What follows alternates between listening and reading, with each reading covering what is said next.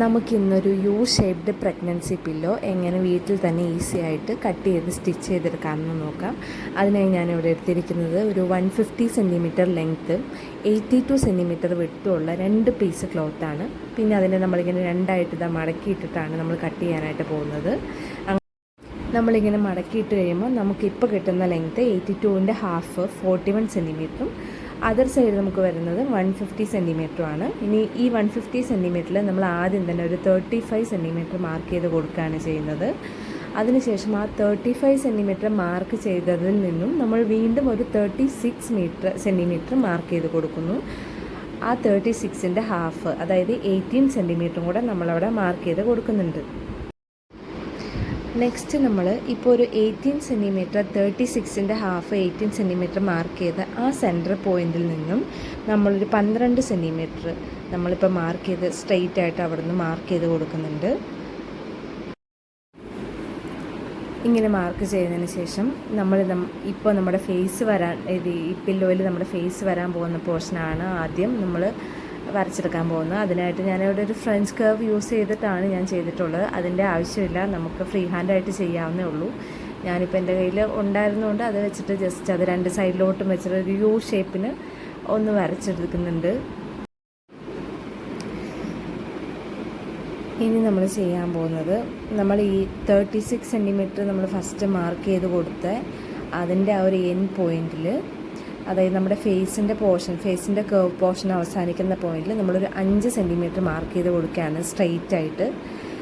ഈ 5 centimetre mark ചെയ്യുന്ന പോയിന്റിലാണ് നമ്മുടെ ഈ കർവ് വന്നിട്ട് എൻഡ് ചെയ്യുന്നത്. അപ്പം നമ്മൾ ജസ്റ്റ് അതൊന്ന് ജോയിൻ ചെയ്ത് ഒരു കർവ് ഷേപ്പിന് വരച്ചെടുക്കുകയാണ് ചെയ്യുന്നത്. ഇപ്പം നമ്മുടെ മുകളിലെ ഫേസിൻ്റെ പോർഷൻ കംപ്ലീറ്റ് ആയിട്ടുണ്ട്.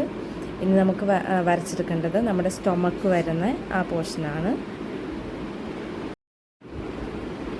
അതിനായിട്ട് നമ്മളിപ്പോൾ ലാസ്റ്റ് വരച്ച ആ പോയിന്റിൽ നിന്ന് നമ്മളൊരു 26 സെൻറ്റിമീറ്ററാണ് നമ്മൾ മാർക്ക് ചെയ്ത് കൊടുക്കുന്നത്.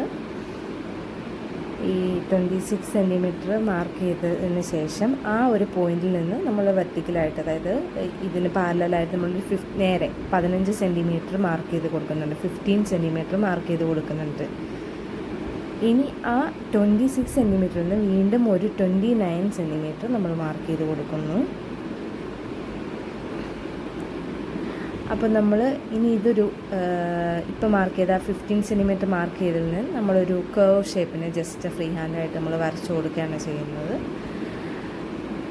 ജസ്റ്റ് ഈ 3 പോയിൻറ്റ്സ് കണക്ട് ചെയ്തുകൊണ്ട് വരച്ചു കൊടുക്കുന്നു. അതിൻ്റെ എൻഡിൽ ചെറുതായിട്ടൊന്ന് ബെൻഡ് ചെയ്ത് അവസാനിപ്പിക്കുന്നു.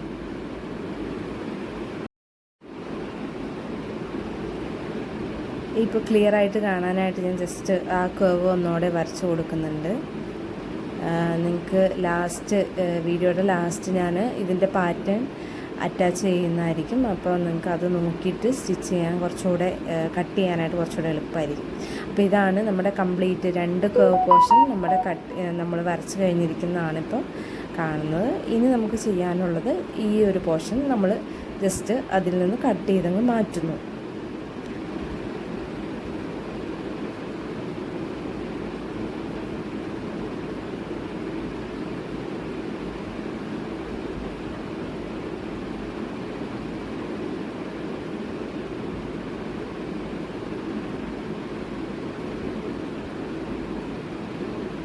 അപ്പോൾ അതാ നമ്മുടെ കട്ടിങ് കഴിഞ്ഞിട്ടുണ്ട്. അപ്പോൾ നമ്മുടെ ആ 2 പീസ് നമ്മളിപ്പോൾ മടക്കിയിട്ടേക്കുന്നതാണ് നമ്മളിപ്പോൾ കാണുന്നത്.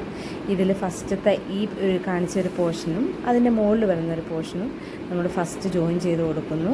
സ്റ്റിച്ച് ചെയ്ത് കൊടുത്തിട്ട് ഈ കർവ് പോർഷനും കൂടെ നമ്മൾ സ്റ്റിച്ച് ചെയ്ത് കൊടുക്കുകയാണ് ചെയ്യുന്നത്. അപ്പോൾ ഇതാണ് നമ്മുടെ പാറ്റേൺ. ഈ പാറ്റേൺ യൂസ് ചെയ്തിട്ട് നിങ്ങൾക്ക് ഈസി ആയിട്ട് ഇത് മാർക്ക് ചെയ്ത് കട്ട് ചെയ്ത് സ്റ്റിച്ച് ചെയ്തെടുക്കാവുന്നതാണ്. ഇപ്പോൾ നമ്മുടെ ഫൈനൽ ഔട്ട്പുട്ട് എന്ന് പറഞ്ഞാൽ ഇങ്ങനെയാണ് കിട്ടുക.